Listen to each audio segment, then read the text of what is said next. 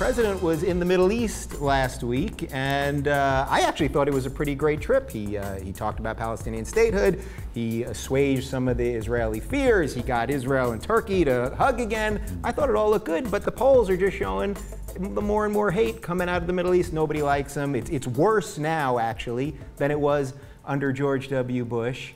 Rick, how is this possible? Barack Obama, how could this be?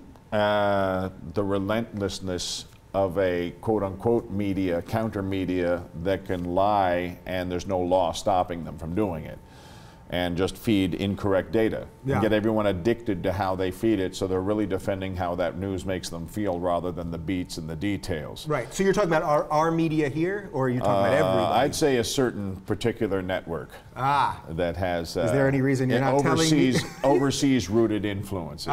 Gotcha. That is here now from, I don't know, say Australia. Well, and I would like to see how they're going to spin, because, you know, as we all know, Barack Obama is a Muslim. So how is this working exactly? Right. Well, you could tell he's the devil from that artwork on that. Right. On so that, the Islamic history. world is not liking him right now. And he's even got a nice middle name, you know, that they like. They love Hussein. They love it. Yeah. So I'm just fascinated. I want to. Maybe I will even watch Fox this weekend to see how they spin all of this in their direction. Yeah.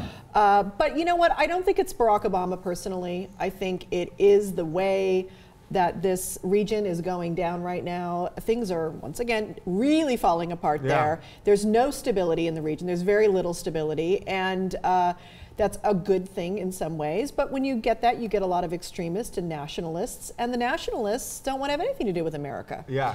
Is it just endless? Because if he can't do it, if we can all agree he's done some good things. I mean, you know, Turkey and Israel hadn't talked in 5 years. He got them to make up. So if he can't do it, is it truly just no hammer first leader can do it? Yeah.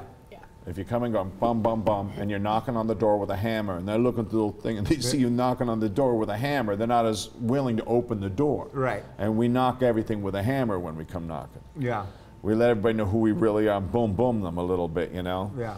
And everyone now is very wary of us globally because of that. You know, is there anything we could do that would be? What could we do that would be less hammer? It's like having a friend who's in crisis. You know, until your friend really wants some help.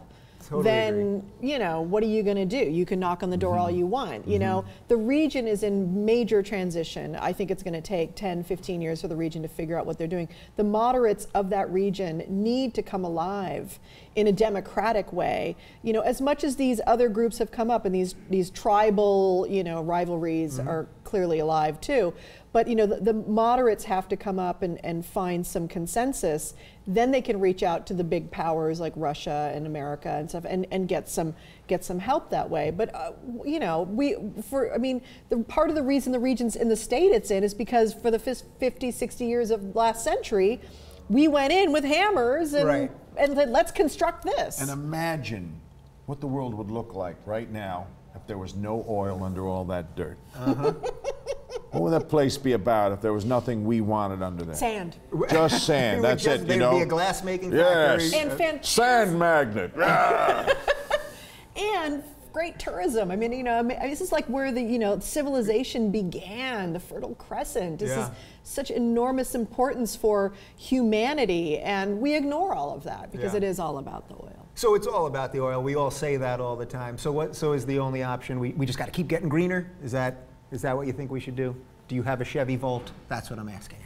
No, I'd like to get a Chevy Volt. I have nowhere to plug it in right now, but that sounds like a great idea for the next car. You can plug it in my house if you want. Thanks, all right. I just get a long cord to Sherman Oaks. Totally, yeah, fine. But I'd say our culture has to start to wean off something that's finite.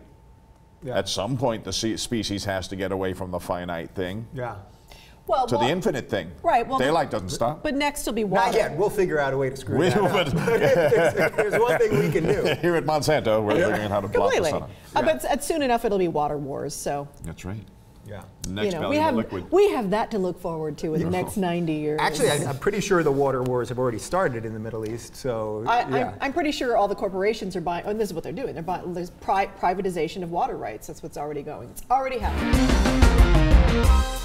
Don't forget, bonobos.com is the official outfitter of the Rubin Report. They've got great new slim fit shirts. I've never felt sharper. Enter code TRR20 for 20% off your first purchase.